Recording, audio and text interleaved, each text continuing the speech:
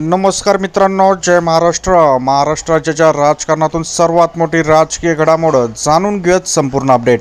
तत्पूर्वी चॅनलला नवीन असाल तर चॅनलला सबस्क्राईब करा आणि बेल आयकॉन नक्की प्रेस करा. जाणून घेत बातमीची सर्व अपडेट.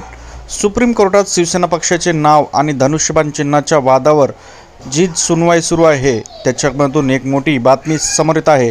ठाकरे गटाकडून ज्येष्ठ विधितज्ञ कपिल सिब्बल यांनी युक्तिवाद जो सांगितला आहे तो युक्तिवाद अशा प्रकारे आहे की अपात्रतेच्या प्रकरणाचा निकाल लागण्यापूर्वीच आयोगाने शिंदे गटाला पक्षाचे नाव आणि चिन्ह देण्याचा निर्णय घेतल्याची त्यांनी तीव्र टीका केली आहे. युक्तिवादादरम्यान कपिल सिब्बल म्हणाले की अपात्रतेचा प्रश्न निकाल घेण्यापूर्वीच निवडणूक आयोगाने कोणता गट मूळ राजकीय पक्ष आहे याचा निर्णय दिल्यामुळे आजची परिस्थिती निर्माण झालेली आहे.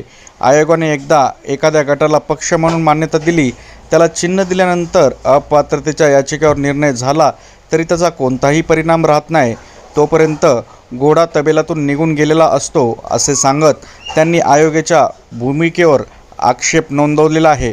मित्रांनो, आपल्याला काय वाटतं? आता हा युक्तिवाद चालू आहे, याबाबत आता सुप्रीम कोर्ट काय निकाल देईल आणि पक्ष आणि चिन्ह कोणाला मिळेल याबाबत आपल्याला काय वाटतं?